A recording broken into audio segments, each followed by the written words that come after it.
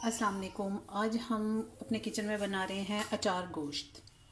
یہ اچار گوشت دیسی چکن میں بنے گا۔ یہ میرے پاس دیسی چکن ½ kg رکھا ہوا ہے۔ یہ میں نے دھو کر اور صاف کر کے اس کو اسٹینر میں نے ڈال کے رکھ لیا ہے۔ اس کے علاوہ ہمیں چاہیے 2 میڈیم سائز پیازیں، آپ ایک بڑا پیاز بھی لے سکتے ہیں، 3 ٹماٹر، 2 لیموں، 1 ٹیبل سپون بھر کے لہسن ادرک کا پیسٹ، ½ کپ آئل، اور یہ میرے پاس اچار گوشت کا مسالہ رکھا ہوا ہے۔ یہ میں نے اس وقت 1 ٹیبل سپون فل بھر کے لیا ہے، آپ اس کو زیادہ بھی کر سکتے ہیں۔ یہ میرا ہوم میڈ اچار گوشت مسالہ ہے۔ اس میں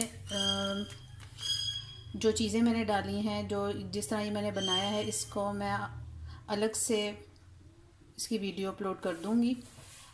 یہ ہم اس میں استعمال کریں گے۔ اس کے علاوہ ہم اس میں تھوڑا سا ہمیں گوشت کو گلانے کے لیے پانی بھی چاہیے، یہ ہم اس میں ڈالیں گے، اور کچھ ہرا دھنیا چاہیے، یہ اینڈ میں چاہیے گارنش کے لیے۔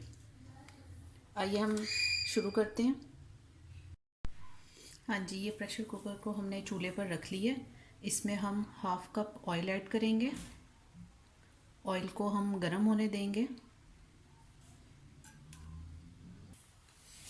اب اس میں ہم یہ پیاز میں نے سلائس کاٹ لیے، اس میں ہم پیاز ڈال کر پیاز کو ہم لائٹ گولڈن فرائی کریں گے۔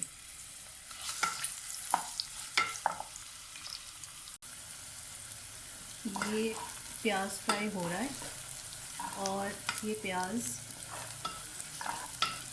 ہم نے بہت زیادہ ڈارک براؤن نہیں کرنا ہے، بس بہت لائٹ بھی نہیں رکھنا ہے۔ یہ دیکھیں، اب یہ گولڈن ہونا شروع ہوا ہے، بس اس کو ہم 2 منٹ اور فرائی کریں گے۔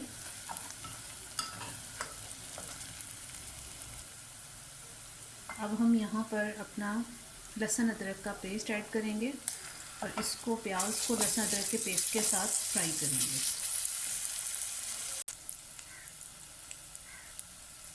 اب ہم چکن ایڈ کر دیں گے، چکن کو ہم فرائی کریں گے۔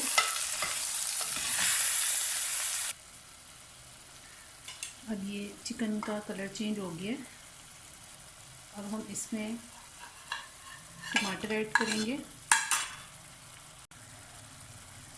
اچار گوشت مسالہ ڈالیں گے۔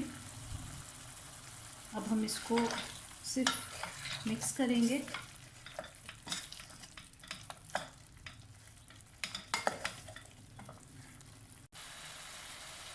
اب میں نے یہاں پر 1 ٹیبل سپون اچار گوشت مسالہ اور ایڈ کرنا ہے۔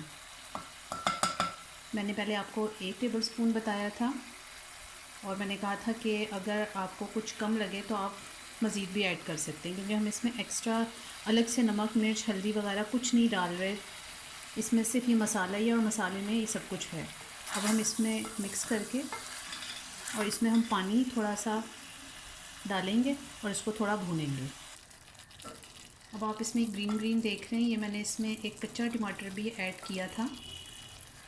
اچھا، اب ہم نے گوشت کو گلانا ہے۔ اب ہم پریشر کوکر میں اس لیے بنا رہے ہیں کہ یہ دیسی مرغا ہے، اور اس میں ہم تقریباً 1 سے 1.5 گلاس پانی ہم ایڈ کریں گے، اور یہ چاروں طرف سے صاف کر لینا ہے۔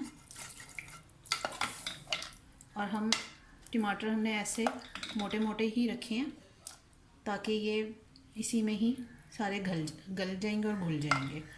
اب ہم نے اس میں 1 گلاس پانی ایڈ کر کے اب ہم پریشر بند کریں گے، اور اس کو ہم گلا لیں گے۔ ہاں جی، اب یہ ہمارا اچار گوشت کا دوسرا سٹیپ ہے۔ اس کے لیے ہمیں 3 بڑی والی ہری مرچیں چاہیے، 2 ٹیبل سپون کے قریب لیمن جوس، اور 1 ٹی سپون یا میں اسے تھوڑا سا اور زیادہ یوز کروں گی اچار گوشت کا مسالہ۔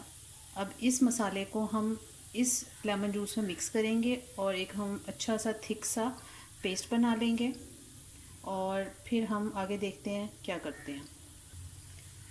یہ میں نے لیمن جوس میں اچار گوشت مسالہ مکس کر کے یہ ایک گاڑھا سا پیسٹ بنا لیا ہے، اس کو ہم سائڈ پہ کریں گے۔ اب ہم ہری مرچیں لیں گے. یہ میں نے واش کر لی ہیں. آپ موٹی اور بڑی والی ہری مرچیں بھی لے سکتے ہیں. اب مجھے یہی ملی تھیں. اب ہم اس کو درمیان سے چیرا لگائیں گے. تینوں ہری مرچوں کو لگا لیں گے.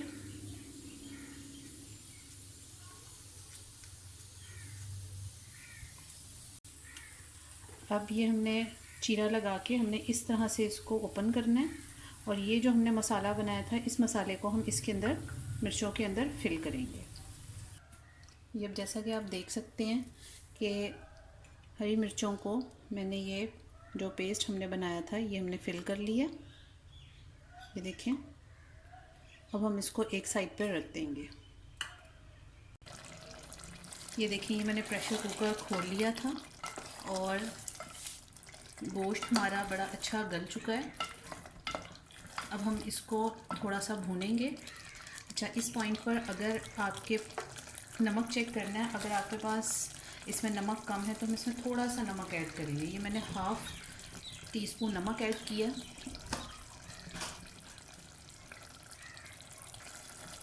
اب یہ جو ہری مرچ میں ہم نے مسالہ بھرا تھا اب ہم اس میں ایک ہری مرچ ڈیکوریشن کے لیے بچا لیں گے گارنشنگ کے لیے, اور باقی 2 ہری مرچیں ہم اس میں ڈال دیں گے. یہ ہمارا مسالہ بہت اچھی طریقے سے بھون رہا ہے. اب اس میں جب تھوڑا سا آئل الگ ہونے لگے گا تو ہم اس کو دم دے دیں گے. ہاں جی ہمارا اچار گوشت کا آئل دیکھیں سیپریٹ ہونے لگا ہے. اب ہم اس میں ½ ٹیبل اسپون ہرا دھنیا ایڈ کر دیں گے اور باقی ہم یہ تھوڑا سا گارنشنگ کے لیے بچا لیں گے. اب ہم اس کو مکس کریں گے اور اس کو ہم لو فلیم پر دم پیٹ کے لیے رکھ دیں گے تاکہ یہ اور جتنا آئل سیپریٹ ہونا ہے وہ ہو جائے. یہ میں نے ایک کوئلے کو آگ پر دہکنے کے لیے رکھ دی ہے. اب جیسے یہ کوئلہ دہک جائے گا ہم اس کا ایک سموک دیں گے اپنے اچار گوشت میں. یہ کوئلہ اب کافی دہک چکا ہے. اب ہم اس کو اپنے اچار گوشت پر ہم اسموک دیں گے اس کا. اب آپ جیسے دیکھ رہے ہیں یہ اس میں نے پیاز کے چھلکے سیٹ کر کے رکھ لیے ہیں. اب ہم کوئلہ اس کے اوپر رکھیں گے. یہ کوئلہ اس پر رکھ لیا. اب ہم اس کے اوپر 1 ٹی اسپون یا 1 ٹیبل اسپون جتنا آئل ڈالیں گے.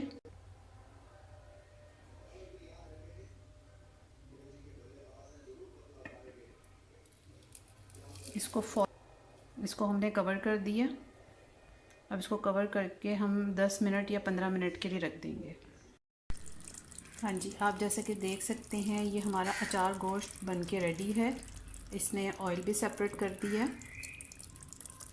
ابھی مزید اور کر دے گا.